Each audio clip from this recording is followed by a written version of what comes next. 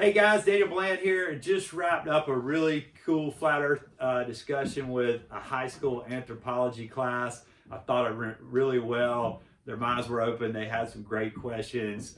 Their teacher's mind was open. What a special morning it was for me. I hope you guys enjoy. Everybody, this is Ansley. Hey Ansley. Daniel. Hey, And then we have Anna Maria. Hey Anna Maria. And Samantha. Hey Samantha. Hello. So what was the gentleman's name? Was it Daniel? I'm sorry? Was the gentleman's name Daniel? Yes. Great name. I'm Daniel Yes. too. All the Daniels in one place. Hey. All right. So Daniel's scoot around. So why don't you get a chair so you can sit right there? All right. So they have our topic of discussion. Can you hear me okay? I can. Okay. Our topic of discussion for the past several weeks, this is a high school anthropology course, and we've been discussing pseudoscience in general. So, you know, the ancient alien shows and all of that kind of stuff. So, I asked them to research some pseudoscience, and a couple of them came back with flat earth theory. And you know, where we're talking about kind of what we feel makes pseudoscience versus belief systems versus, you know, all of these kinds of complicated things that we deal with today. So I wanted them to get a chance to kind of chat and ask questions so they can kind of see where someone on the flip side is coming from, if that makes sense. Like how we can all kind of get together even though we believe different things, if that makes sense. Awesome. That sounds like a very admirable exercise. We're trying. So, do you have any questions for us, or do you want to, why don't you tell us a little bit about you? Okay, so long story short, I'm 40 years old. I left college in the middle of college right after 9/11 to join the Army, and ended up spending 8 months in Iraq in 2003 in the very beginning of this current war that we're still in over there. And after I got out of the Army, I read a life-changing book that made me decide that I wanted to start a sales career. The book's called Rich Dad, Poor Dad. It's a great book if any of you are trying to figure out what you want to do. When I was your age, I had never considered a career in sales, but that book is a really cool story. The author, his dad was the superintendent of schools for the state of Hawaii, which would have been a rich dad for me. It's a pretty big job with a pretty big salary, but the whole storyline is poor dad was his real dad, the superintendent of schools in the state of Hawaii, and rich dad was his best friend's dad, who was an entrepreneur and business owner and real estate investor.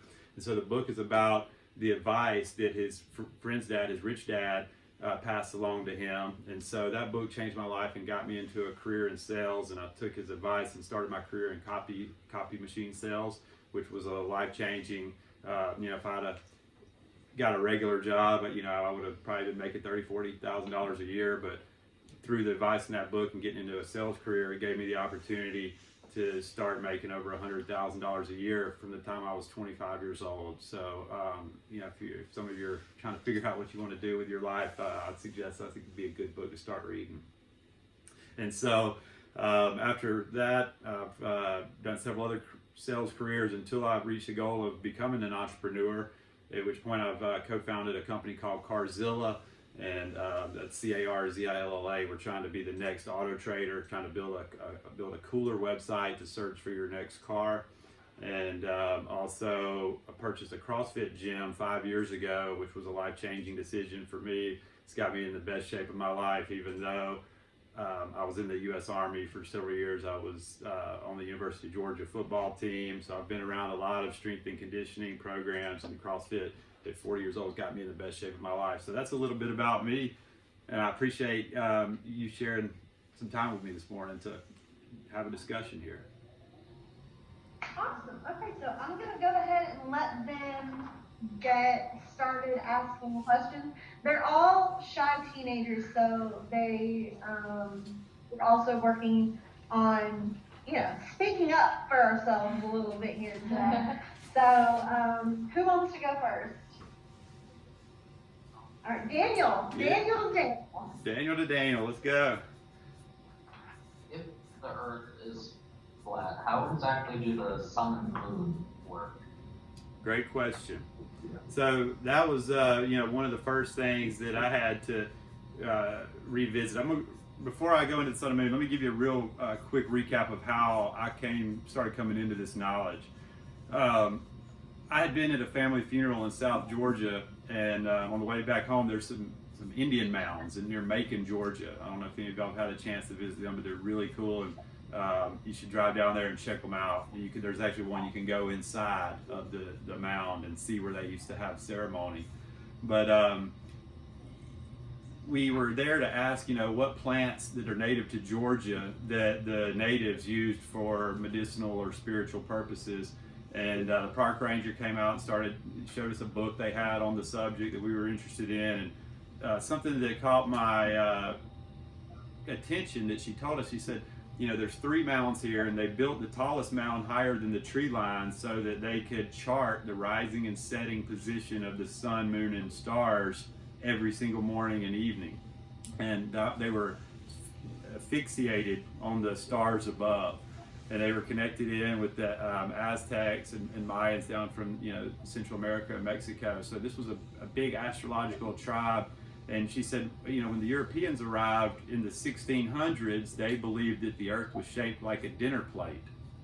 And I didn't think too much about it. I just kind of like, that's weird. Only 400 years ago, this tribe that was focused on studying the stars and the movements of the stars every single morning and evening would think something so silly, right? It'd been a while since I've been in high school and heard that story, but I just made a note of it. And then that was 2015, and in the fall of 2015, this researcher that I had been aware of and kind of following his website since 2008 came out with a video book on YouTube called 200 Proofs Earth is Not a Spinning Ball. So I set out to try to disprove him, to get him back on track, because he was this researcher that I had gained a lot of respect for over the last 7 years. And so one of the first things I had to do was go back and look at, what are the proofs that we know that Earth is a globe?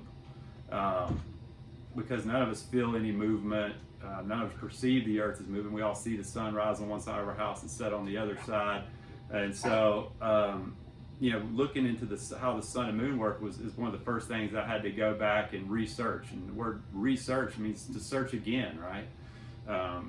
So what I've learned in researching that is that the sunrise and sunset are explained by a couple things called linear perspective, convergence, and vanishing points.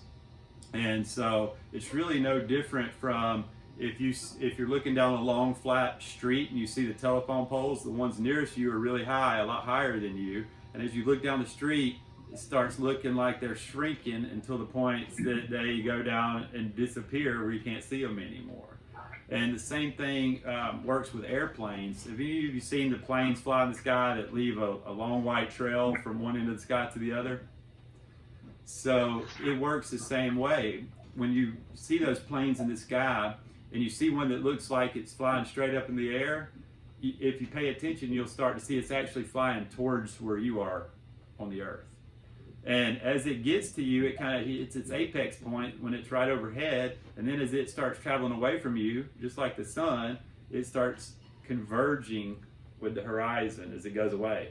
Now we know that every plane doesn't land on the horizon. That plane is actually maintaining if you've ever flown, that plane flies at a constant 35,000 feet above the Earth until it's time to descend, at which time you can hear the pilot and captain come back on the engine and feel it starting to come down, right?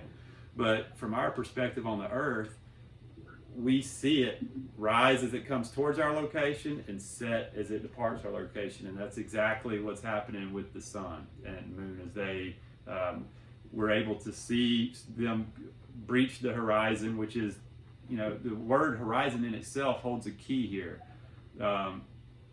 horizon is the root word for the word horizontal, which means perfectly flat line. And so in a lot of this wisdom that seems to be being revealed right now, the truth was in the language all the time, like sea level, right? The sea is level. Every photograph shows it as a complete straight line. These are the kind of questions that you ask yourself, like how many perfectly straight lines does it take to make a sphere?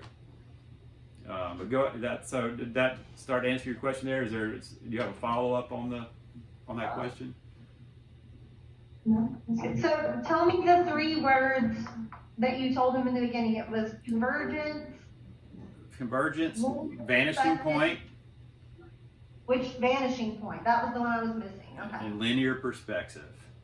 Got So if any of you have ever taken an art class, one of the first things they teach in art class, which I've never taken an art class, but from other researchers I've learned, and it's been brought to my attention, that in art class, one of the first things they teach is some of those points: linear perspective, convergence, and vanishing points, so that the artist is able to accurately put on paper what they see in front of them. So it's that depth perception, it's understanding the principles of how our vision works. I mean, if some of you heard how when the light hits our eyes, it goes inside and then it flips. What comes in is a mirror image in our brain. That may be a little off topic, but that's something interesting to look into as well. Perfect. All right, Anna Maria. So if the Earth is flat, what does that mean for the other planets? Are they flat as well? So that's another great question. And so, first I would answer your question with a question.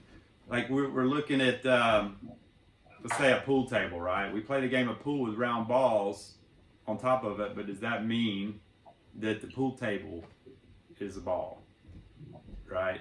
Just because something is above doesn't mean that has nothing to do with like something below, right? There's not a direct correlation there that it has to be related. Now, from what the stars are, they're lights in the sky.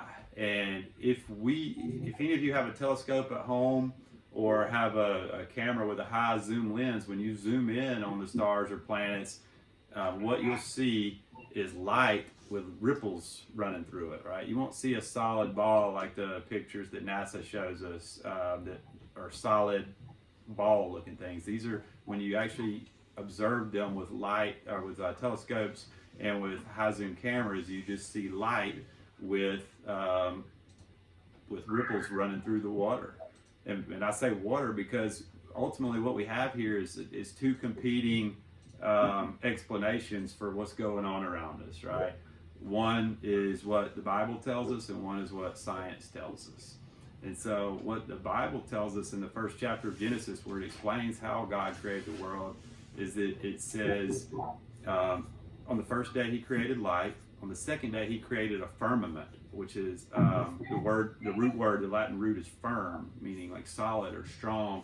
And it's throughout the rest of the Bible, it explains that firmament is a crystalline glass dome with an ocean above it, basically, with waters above it. So when we look through those telescopes and see the stars with the light dancing through them, is exactly what we see on a swimming pool. When the sun hits it on the bottom of the swimming pool, it looks like all these white lines moving around. Have y'all ever seen that?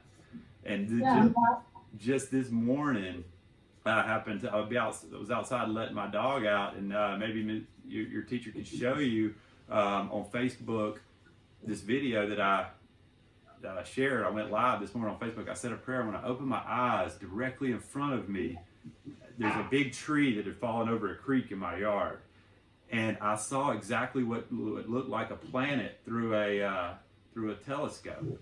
And it was a circle projection on this tree with the light rippling across it. And what it was the sun was on the other side of my house hitting the creek and basically created a planet, exactly the same thing that we see in the sky projected right in front of me on this tree. And it was absolutely amazing, mind-blowing experience for me. And I actually, under that post, I posted a video link of someone with a Nikon P900 camera zooming in on Mercury and Venus to show that they look exactly the same, and that's a great explanation. If you can replicate something, that's real science, right? Like, I love that this conversation is like science versus pseudoscience, because we can replicate what the Bible explains happens with waters above and the light and creating what we see with stars, right? But like things like everything about the globe model, water sticking to a spinning ball, has never been replicated. Nobody can ever, no lab has ever made a large amount of water stick to a ball, much less a spinning ball, right? We're told that the space is a vacuum, right? And it creates borders our atmosphere, which we know is not a vacuum, it's a pressurized system. But no place, in no laboratory ever, has anybody been able to create a vacuum without using a solid barrier to create that vacuum within, right? So that's the kind of thing you have to ask people that are teaching you these things, like, and it's not their fault. They've been taught, and it's been taught for about 5 or 6 generations now, right? So we're all kind of here trying to figure out what's really the truth. But so you ask somebody, how do you have a pressurized system without a solid container around it? Has that ever been replicated in a lab? And if they are honest and tell you no, it hasn't, then what they're telling you is pseudoscience, because it's never been repeated, never been proven. Does that make sense? You have a follow-up question on that? No. I have a follow-up question on that, actually. Okay. I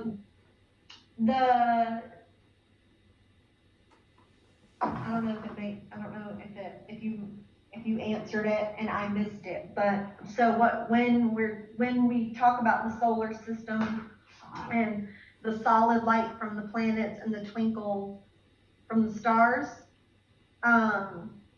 it's that the planets are reflecting the light from the sun, kind of like the moon does, which is why it's this solid, like, light reflection, and the stars twinkle because they are burning and they have rays like the sun, and it twinkles because as it goes through the layers of our atmosphere, it refracts, not reflects. So you're saying that reflection is what happens, not refractions? So what I believe is that the moon and sun are very different, obviously, from everything else, right? Like science teaches us that the sun is 400 times bigger than the moon, but also happens to be 400 times away, when what we perceive and can measure is they're the exact same size. And so they are. And going back to Genesis 1, what I believe is that they're the same size. They're two lights that are the greater light to rule the day and the lesser light to rule the night. And the stars are lights in the firmament of the heavens. So what happens when that firmament spins around, the Polaris always stays directly overhead. And this is something very interesting. Y'all all know what a swastika is? The symbol. It's most famously associated with Nazis, but I know it's not. Right. It was not originally a Nazi symbol. They kind of adopted it. Yeah. Exactly. So, and this is a great anthropology kind of thing, because we've kind of associated that with evil because it was associated with the Nazis, which were bad people, right? And we've been told. So, but what we've learned is that symbol goes way back to all ancient cultures. And what it represents is the Big Dipper moving around every season. If you just search swastika plus Big Dipper on Google and then go to Google Images, you'll see a great representation of how that looks. And every season, the Dipper is in its place. So it's like a natural calendar that's created above us to know and identify what season we're in. And Polaris never moves. One of my favorite proofs here is that in Georgia there's something called the Georgia Guidestones, which are like a mini Stonehenge that was built in Georgia it's a secret who built them. When you try to research it, it's a mystery. Some guy came in and met with the president of the bank in Elberton and the president of the Granite Company, and said he wanted to build a monument to guide the future of mankind. But he used a pseudonym called R.C. Christian, so nobody would know who he was. But he and the group of men he represented had a lot of ancient knowledge, and they encoded it in this monument. Like, they have 4 ancient languages around the top, and then they have 8 different languages with their kind of 10 commandments or 10 rules that they recommend the world listening to.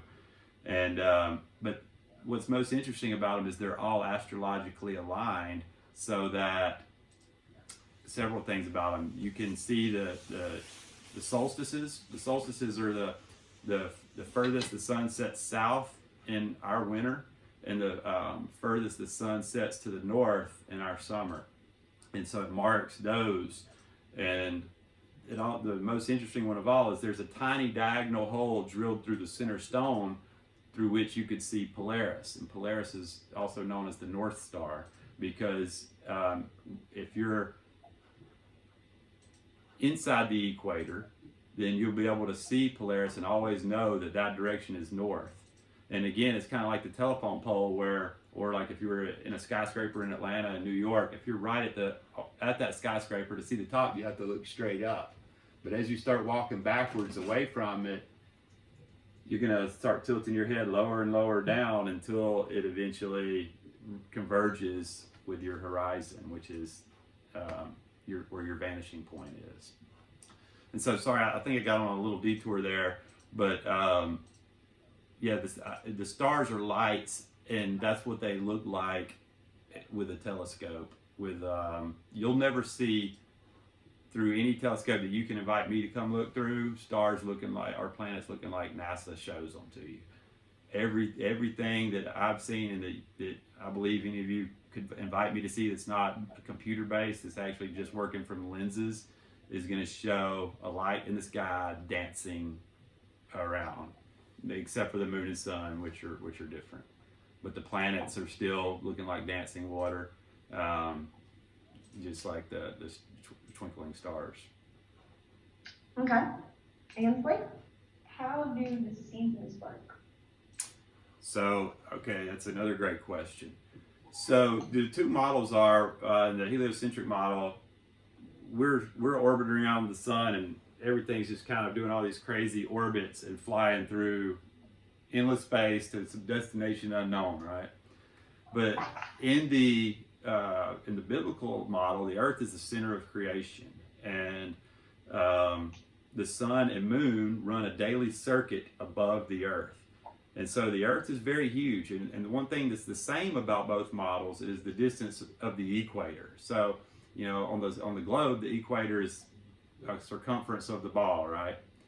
But in the flat earth model, it's still a big circle, and it marks the path of the sun circling above the earth on the equinoxes. You can see the relation of the word there, equator and equinox. So when the sun is circling around the earth directly above the equator, that's when we have equinoxes. And one of the equinoxes, known as the vernal equinox, many years is on my birthday, which is March 21st.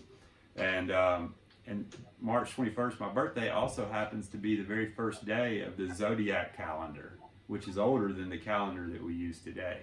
This is another very interesting, one of the most fascinating things I've researched since I've been studying the nature of creation is the history of calendars.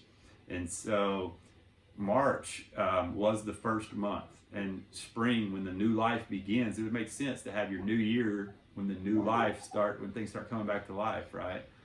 And but you can see it in the end of the year with October. October is what month is October for us? It's the what month? The 10th? No, it's 10. 11. 11th of 10th November. month. Oh, it's the 10th, yeah. So yes, the 10th. In our calendar, it's the 10th month, right? But OCT. How many sides does the octagon have? 8. Yeah. And if you have octuplets, how many kids did you have? Too many? 8, right? Everything that starts with oct means 8. And the same as novum is Latin for 9. And then December starts with DEC. Like, y'all ever heard of a decade? Mm-hmm. How many years is that? 10. Right. And so like a decathlon is how many races? 10. And a decimal, we use the decimal system here. Again, we see everything that starts with DEC means 10. Well, if December means 10, why is it our 12th month? Why did they change the, why did they change this to kind of hide the truth of Rome, Julius Caesar, Augustus Caesar. Yeah. They added months named after them. Exactly. And so there may be more reasons why they did that beyond, their own ego driving them to think that they deserve a month named after them. And part of that may have been to help perpetuate, that was, you got to think about the timeline of all these things. When did they start telling us Earth was a ball? When did they start adding months to the calendar? So there are all these things more aligned than maybe we've paid attention to so far. Before Copernicus came and started pushing this idea that Earth was a globe spinning around an imaginary axis orbiting the sun, there was a guy called Ptolemy. I may be pronouncing his name right, but it starts with a PT. And there was the Ptolemaic system that reigned supreme over the entire Earth for over 1,000 years, in which it was a geocentric, meaning the Earth is the center of it all, and the lights are spinning, and the sky are spinning, circuiting around us. It accurately predicted eclipses.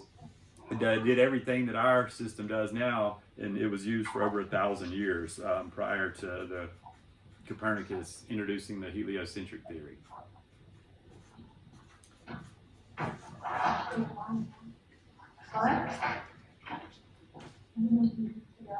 Who's got another question? What? So, if all of these things that we've been told you're saying are not true, they're lies, why? So that is a great question too, and I believe that it's the main purpose of the lie is to teach the opposite of what the Bible teaches, and that the people that are running our world, and the Bible says this too, that there's going to be people that run this domain that are not godly, do not have humanity's best interests at heart. They're run by things like selfishness, greed, hate. They love to deceive. That's how they gain. They take advantage of other people by deceiving them. So by teaching us all that, something that if my senses that God gave me say that the Earth is not moving, every experiment I can do, like shooting a gun up in the air with a bullet that has a explosive round on it, it goes way up in the air, and a minute and 45 seconds later hits the Earth in the exact same area. Like when all the experiments, all my senses, if you've ever ridden on a boat, your sense of motion is pretty crazy, right? Like some people get really sick and want to go throw up for an hour or two. Like we're really in tune with emotion. So and our vision sees things that contradict what we've been taught. So it's a form of brainwashing and mind control to where you're being taught to not believe your own senses.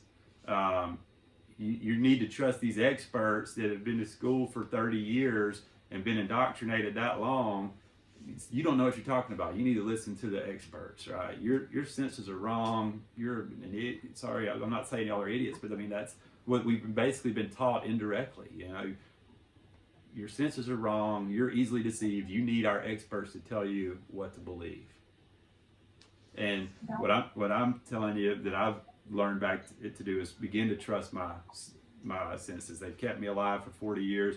When I cross the street, my senses have kept me alive and doing it without getting hit by a car, right? So they're pretty awesome. They kept me alive during 8 months in war. It's a process of me of coming back to trust my senses and appreciate the gift of my senses. So, but like, what do they gain from lying to us? Okay, so I told y'all I've been in sales my whole career, right? I couldn't think of a much bigger market than being a globe salesman. You know, like is there a globe in y'all's classroom? We don't. No? So there you go. A lot of classrooms though, like from the moment you walk in kindergarten, there's a globe on the teacher's desk. Yeah, they're all over the place. And that's a minor reason, right? Like you can commercialize it, merchandise it. I mean, how many of you had a kid in your family or saw a kid at school dressed like a NASA astronaut this year for Halloween? My little brother. My son did. See, so like this is the example of how the mind control and how my nephew did, right? And I have this great picture of my nephew and his astronaut thing, like bawling in tears. So I sent back a note to my sister and said, you know, this is what happens when your kid knows the Earth is motionless and you try to dress him up like an astronaut. But you know, that's an example of seeing the conditioning, and like it was so prevalent. Like it wasn't just my nephew. Like y'all had family members. It was so much of society. There was really like two main costume themes this year for young kids, and one of them was an astronaut. So they gained from a lot of ways. Like everyone who purchased that, NASA's like selling merchandise in stores now. So it's more than just the kind of the spiritual aspect of deceiving people. It's now profiting. They're profiting off those people's ignorance by like, look, it's cool to wear NASA stuff, and they're putting it in all the movies and all the little kids' cartoons is a form of brainwashing and really confusing that young child. Yeah. But couldn't they make just as much profit off of not lying and just saying the Earth is flat? Like you can still advertise for that.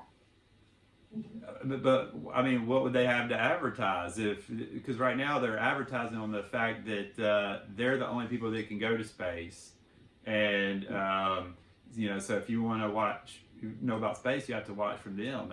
There's a secret society, and I don't know about all my ancestors, like, or not all, but a lot of my ancestors, like when I go to my family graveyard in South Georgia, they all have this Freemason symbol engraved in their tombstone.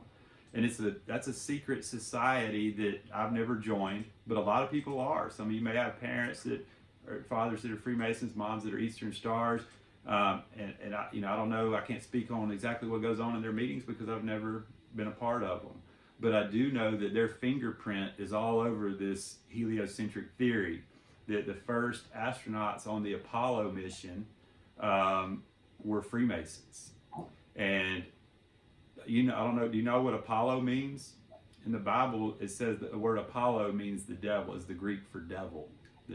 So why would you name the missions to go to the moon after the devil? That doesn't make sense to me. And then all the people that went are members of secret societies who, from everything I've read, have to swear these oaths about having their tongue ripped out of their mouth if they share the secrets of their fraternity.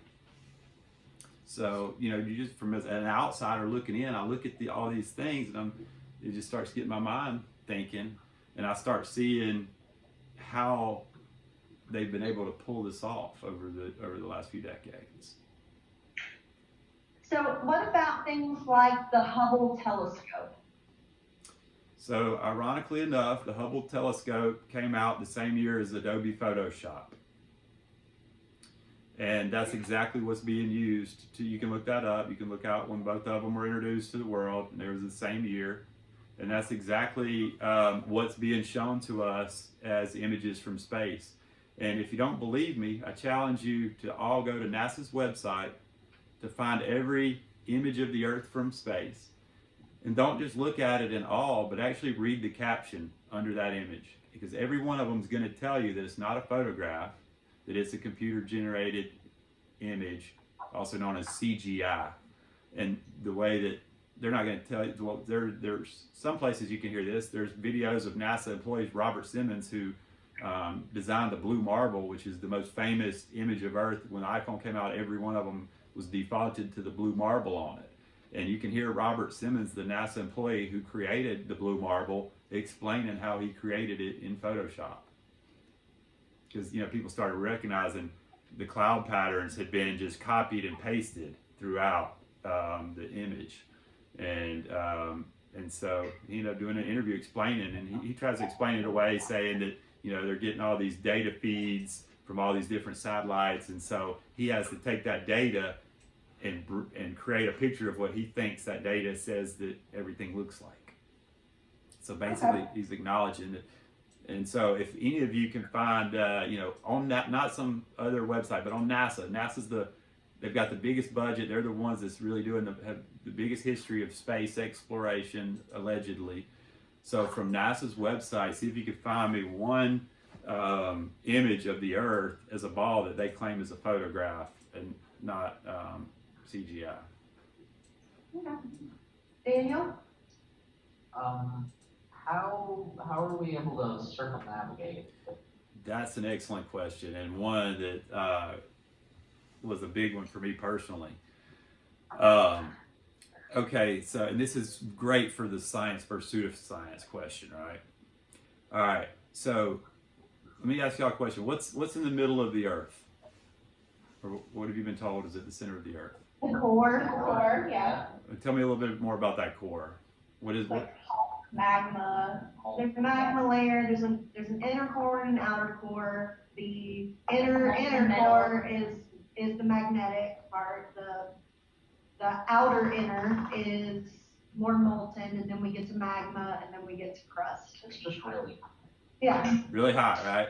So, okay, this is awesome for a couple reasons. All right, so one, how do we know that?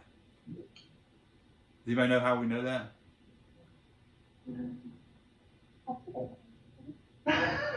Does anybody know what the deepest hole that's ever been drilled into the Earth is? I mean, probably not as deep to the core. No, and it's only 7 miles deep, and it was in Russia. That's 7 miles works out to about 12 kilometers. So the deepest hole ever, the record hole for deepness into the Earth is only 7 miles deep. And so that's why every picture you've seen of Earth's core is a cartoon, right? But just like you, I believed that for 35 years of my life. Like, I was like, okay, yeah, that cartoon is what's in the Earth. But so then as I became older and started questioning these things, one of the things I looked into is, all right, what is causing Earth's magnetism? And so I learned about something that's real science called the Curie temp. Has anybody ever heard of a Curie temperature? Yeah. Okay. It's named after a scientist named Curie, C-U-R-I-E, who discovered that if you heat metals above a certain temperature, then they lose their magnetism. And then, so I was like, okay, let me look up the Curie temperature of iron, which is the most prevalent metal allegedly found at Earth's core, and it also happens to be the most magnetic metal, right? So I looked up, what are the temperatures of Earth's core? And I apologize, I don't have this committed to memory, but you can look it up for yourself. So look up, what is the temperature of Earth's molten core? And then look up the Curie temperature of iron.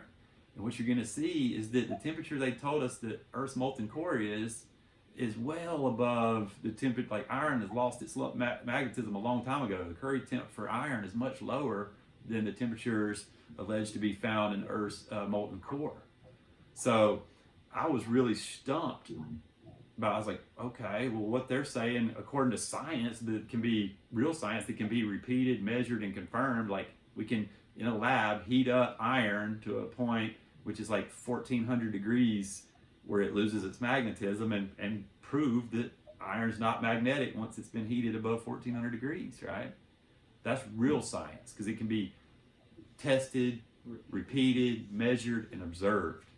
But what pseudoscience is this cartoon molten thing that we've just seen cartoon pictures of. That's pseudoscience. That's a theory that hadn't been proven, and that we just believed because we trusted that the people that were writing our school books had our best interest in mind and wanted us to be smart, right? But so that one stumped me, and I started I said a prayer like, God, show me what's causing Earth's magnetic field. And Daniel, this is for you too, man.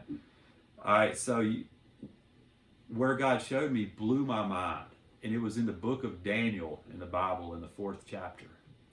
And Daniel was a Hebrew slave in Babylon. Like the Babylonians that came in and conquered the Hebrews, which were God's chosen people, right, according to the Bible. So the king of Babylon picked Daniel and 2 of his friends to train them up so that they could basically manage the Israelites in Babylon. And the king of Babylon had this terrifying dream in Daniel chapter 4, and it was about this.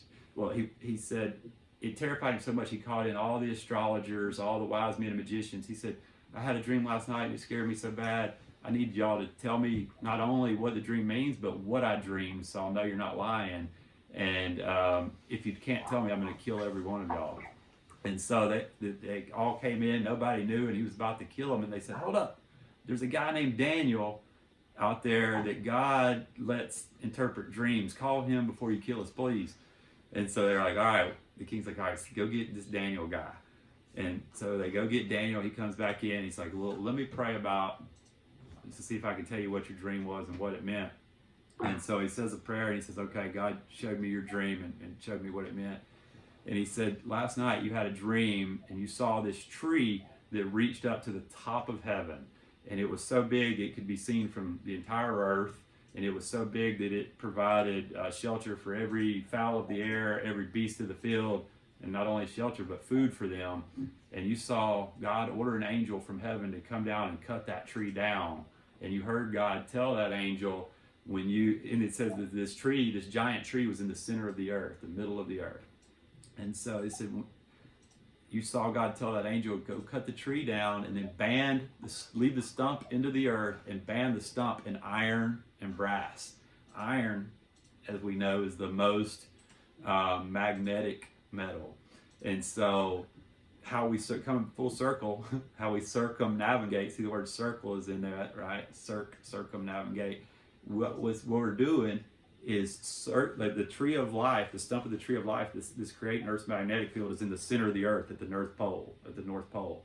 And so when you circumnavigate the earth, you are circumnavigating this stump of the tree of life. And that's why, and again, this is so perfect because it ties into real science for pseudoscience. If you order a piece of iron and a magnetic compass and you print out a flat earth map and you sit it on that table that y'all are sitting around, right? You take a piece of iron and you sit it in the middle at the North Pole and you take your magnetic compass, and as you move it around in a circle around the tree, you're going to see that the needle stays pointing to the iron, which represents the stump of the tree of life. And it's going to, as you go, you can go in a full circle and that compass is going to be pointing north. So that's real science that can be repeated and observed to see it working exactly like we can see that they work in reality. But pseudoscience is the idea of a magnetic compass working around a sphere. And the reason why is because in 5 years, not one person has been able to demonstrate a magnetic compass working around a magnetized sphere of any scale. Can't happen. It's not going to happen. There's one reason why. A compass has one rule. Does anybody know what it is? To use it, it's got to be held flat. The only rule to using a compass is it's got to be held flat to work. Nobody will be able to make a compass work around a ball. It just doesn't make sense. But it can't work. But what can work is on the flat Earth model, it can be repeated, which is real science. Being able to demonstrate that and show exactly how it works. So we're gonna run out of time, and I know they have so many questions, but what? How do we not fall off here? You don't fall off because it's flat. It's the easiest question. Well, yeah, no, that's a great question. That's a great question. So one of the biggest questions they have had is why we've never seen the edge. What is happening at the edge if the Earth is flat? Great questions, and this is all very fascinating stuff. So in the flat Earth model, Antarctica is not an ice island on the bottom of a ball. It's a ring around the inhabited Earth that holds in the oceans. And if you search for videos of it on YouTube, there's videos of people flying by it. You can take tourist trips, plane rides where they'll fly you along the ice wall for a little bit. You can't go explore and go do your own thing, but you can go on guided. You can pay a lot of money to go on guided trips to see a little bit of it. But so imagine Antarctica is a huge ring around which is the circle of the Earth. And in 1959, going back to the Freemason groups, Admiral Byrd was a top lieutenant in the U.S. Navy and also a famous Freemason. He led an expedition of a lot of other Freemasons to Antarctica. And he came back and said, we've got to seal off Antarctica. We can't let people be going to Antarctica. So they partnered up with Russia and created the Antarctic Treaty. And the Antarctic Treaty prevents anybody that doesn't have government permission to go to Antarctica. Okay? And so it's, and not only can you not go to Antarctica, but through this treaty, we're not even allowed to go beyond 60 degrees south, which is in the middle of the Southern Oceans. Like you can't even see the ice wall from there. And the excuse is that they're protecting the fish. But, you know, it seems like if you're going to protect the fish, you'd want to protect them closer to where most of us live first, right? Than this place that nobody's going to. But that is a great question. And the Antarctic Treaty, I believe, is very telling. And now it's more than just the U.S. and Russia. There's like 50 or 60 countries that have signed the treaty and are a part of it now. And so, you know, the U.S. and Russia act like they were at war in the Cold War before a lot of y'all were born, when I was just being born. But they were agreeing that nobody could go to Antarctica. And also interesting on the timeline is right after they agreed that nobody could go to Antarctica without the U.S. or Russia's permission, that's when also the U.S. created NASA and the Russians created RASA, which is their space agency. And so basically they were taking a lot of tax money from the people of both countries and funneling it into these space agencies, which are a part of their Department of Defense or military branches of the government. And so NASA's budget today is $19 billion a year for 2019. Divide that by 365, that's $52 million a day that they're getting to give us these Photoshop images of Earth and, you know, film some videos with people with hairspray having their hair sticking straight up, you know. It's a lot of money being taken away from both sides. Another interesting thing real quick, the first real science for pseudoscience, the first real scientist that took himself up to the stratosphere was a Belgian physicist named Dr. Auguste Piccard.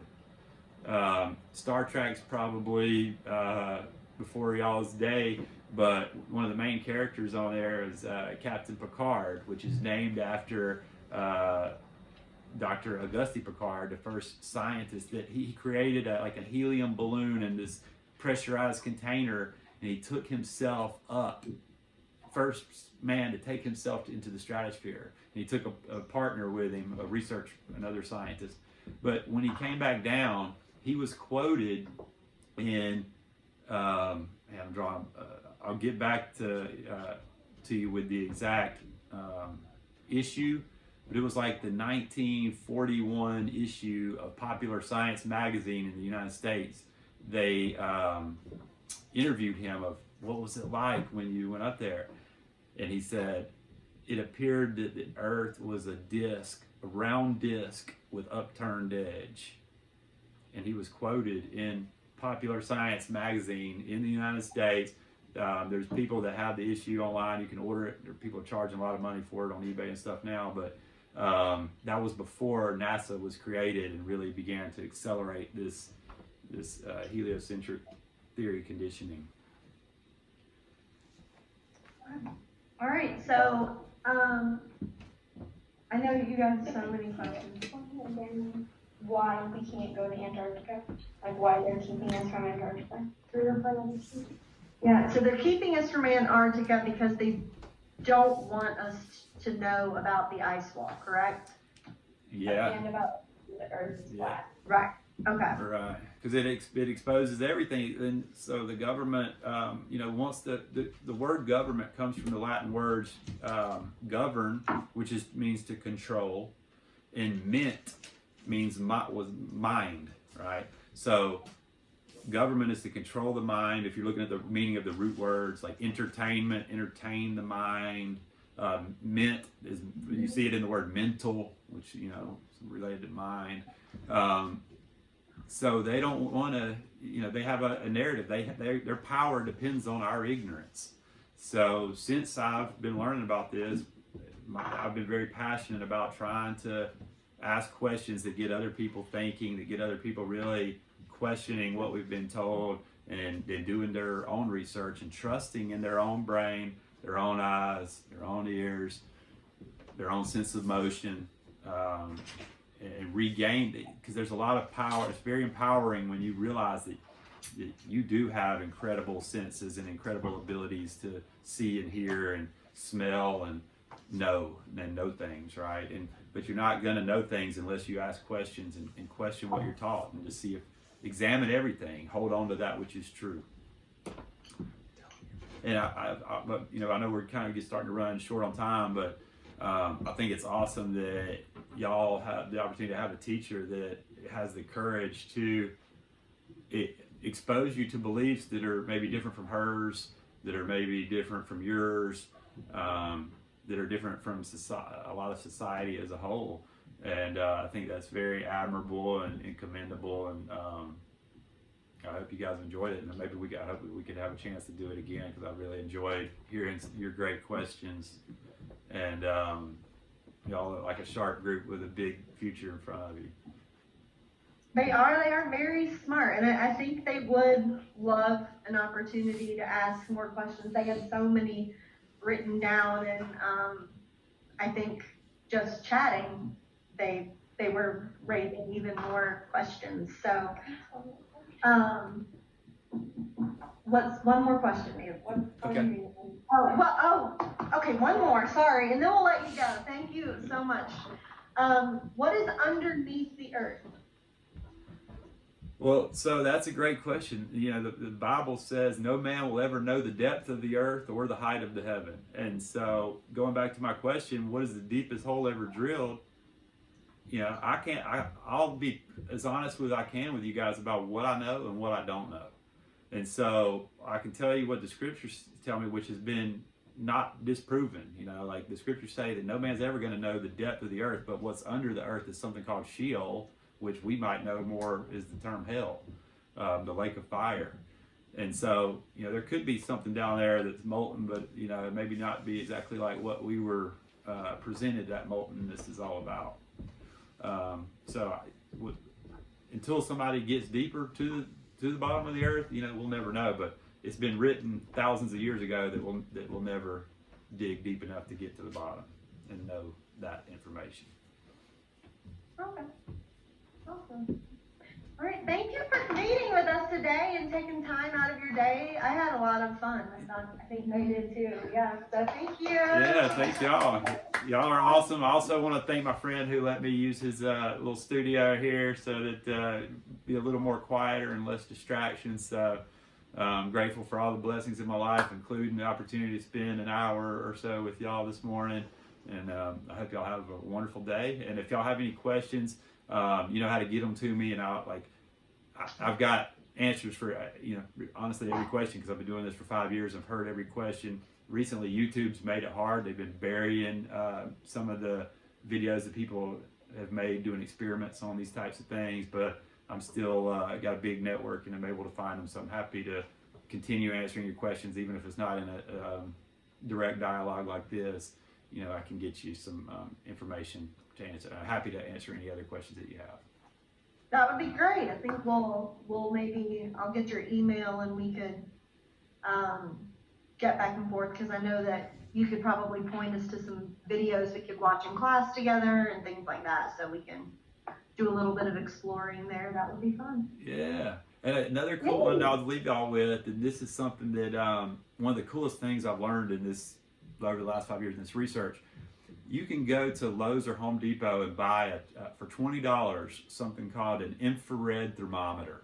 And then what an infrared thermometer does, they're used by people that work on your air conditioning systems and things like that, but it's like a little gun, and you squeeze the trigger and it shoots a laser out, and whatever you shoot it at, it bounces back and tells the temperature of the surface of that material, right? So you can open up your refrigerator, shoot it, and see that it's like, 38 degrees, preheat your oven to 350, open it up, shoot it in there, and see it's like, 350 degrees. But then you go outside. So we all know that when the sun's out, it's hotter in the sunlight and cooler in the shade. But what I was never taught in school is that the moon is the opposite. Moonlight makes things colder. And so with this little $20 tool, when there's it's best to do this on a full moon, because that's when the temperature differential is the greatest. But find a spot in your yard that's directly lit up by the full moon, and then like find an area where your house is casting a shadow. And so when you shoot the ground in the direct moonlight, and then you shoot in the shadow, you're going to see that it's actually warmer in the shadow than where the moonlight is hitting. So, we were taught that the moon is reflecting sunlight, right? The Bible teaches the moon is its own light, generating the sun and moon are both their own lights with different properties. The sun is the masculine light and the moon is the feminine light, according to the body, right? And so if they were the same light, just a reflection, it would be reflecting the same warming properties. But what we can prove with a $20 tool from Lowe's or Home Depot is that that's not what's going on. The moon is its own light, and it's a cooling light. And we can further confirm this by getting a big magnifying glass. Have any of y'all ever taken this magnifying glass with the sun and burned a piece of cardboard by magnifying sunlight? So the same thing can be done with the moonlight. You can magnify moonlight and further see the cooling effects. It's just fascinating, mind-blowing stuff that I was never taught in school, but have learned through this self-inquiry and trying to do experiments for myself, do measurements for myself to learn the truth versus just accepting what some really powerful person wrote in my school books for me to believe. But again, I know I've taken up a lot of y'all's time too. But it's not always cold at night. It's not always cold, but it is always cooler at night than it is during the day. Well, no. And for the most part, unless there's a storm system coming in. Like this Halloween, it was really hot. Just how it was really hot during the day. But it was still... It isn't a little bit cooler at night because the sun's not out? Definitely. But what I'm saying is an actual test on the moonlight and an actual test on the sunlight. You can test to see that sunlight warms things, and you can test and measure and confirm that the direct moonlight is cooling things. And that's why I gave you a way to even further confirm it by magnifying the moonlight. Just like you can magnify sunlight and make it hotter to burn things, you can magnify moonlight to make it to measure and confirm that it's getting colder. So these are things this is real science. These are things you can test and measure for yourself and know. There's a different, like the word knowledge has the word know in it, right? No, K-N-O-W. If you have knowledge, you know. The word belief has the word lie right in the middle of it, right? You just believed it and never validated it for yourself.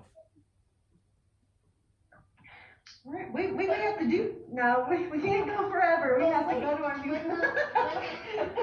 When the sun is out, it is hot. It's usually always hot. It only gets colder if it's like cloudy, which is covering the sun, or like if it's windy. But wouldn't that mean if the moon's out, it should always be cold? It is always cooling, so it's not always going to be cold. It's not as dramatic as the sun, right? Like the moon is not as cold as the sun is hot, but it is a cooling. It's measurably and verifiably, measurably and provably a cooling light. It's just not gonna. It's not as intense as the sunlight. Did we already All right, that's maybe a deeper conversation for next time, but Yeah, I need to know about the seasons. I know somebody asked Oh, about yeah. that, but I don't understand the season. okay. we're like running into our literature class now, but I'm going to, if you could shoot me like a video or something we could watch that does a really good job of explaining how the seasons work, if the sun is always kind of in the same place without the tilt and the spinning and all that jazz, that would be awesome. Yeah. Wait, I have like a small question. Okay, small question. So if the Earth is shaped like a dinner plate, like flat, how does it orbit around the sun? So it doesn't. You're mixing two models, right? Like in the flat Earth model, in the biblical model, the Earth is stationary and set on pillars that are immovable. In the Bible, it says like 5 times that the Earth cannot be moved. It sits on pillars, and those pillars are immovable. Only God can shake those pillars. So it's not moving through space. The Earth is anchored down, set upon pillars, not moving one bit. The sun and moon are running in a magnetic toroidal field pattern above the Earth, which explains the seasons, and I'll provide more information on that. But in the interim, y'all can look up something called the analemma. It's ANALEMMA, and it's an analemma is when you take a picture of the sun every day from the same location, or not every day, once a week from the same day, like every Monday for a year at the same time. And what happens is it makes a figure 8, which the ancients saw that is like an infinity symbol, right? And we use it as an infinity symbol. But what's interesting, when you look at the analemma, no matter what angle on the Earth it was taken from, you'll always see that the top part is a lot smaller. Like the top part of the 8 is very small, and the big part of the 8 gets bigger and wider. And the reason why is because in the flat Earth model, with the sun following its annual path on the magnetic toroidal field, when it's winter, the sun is circling the Earth at its lowest, furthest part closest to the Antarctic ice wall. And as spring comes in, it's circling over the equinox, which is that circle around the pole. And then in our summer, it's the sun's at the highest point in the toroidal field and at its narrowest circle around the pole. So if you're inside the Arctic Circle, like in northern Alaska or further north, in the summer, you'll see the sun circling around you and never set. And if you watch videos of that, you'll see that the camera has to circle around, spin 360 degrees to follow the sun. And it's not the Earth spinning, because if the Earth was spinning, creating that, the camera should just be set up and it should keep the sunlight in the thing all day. But that's not what happens. The camera has to turn in a complete circle as it watches the sun go overhead in a circle around it the whole day. And then when it's low and south, in Alaska, they can't see the sun at all until the sun starts gaining elevation and coming closer back to the center. So, but there's some great videos that really do a great job of illustrating this and explaining it deeper. But another great question. Perfect. All right. Thank you so much for meeting with us today. We had a great time. It was awesome. And we're going to go to Lit now. Everybody say thank you. Thank you. Thank y'all. Have a great day. You too. All right. Hope we will do it again soon. See ya. Yes, that would be great.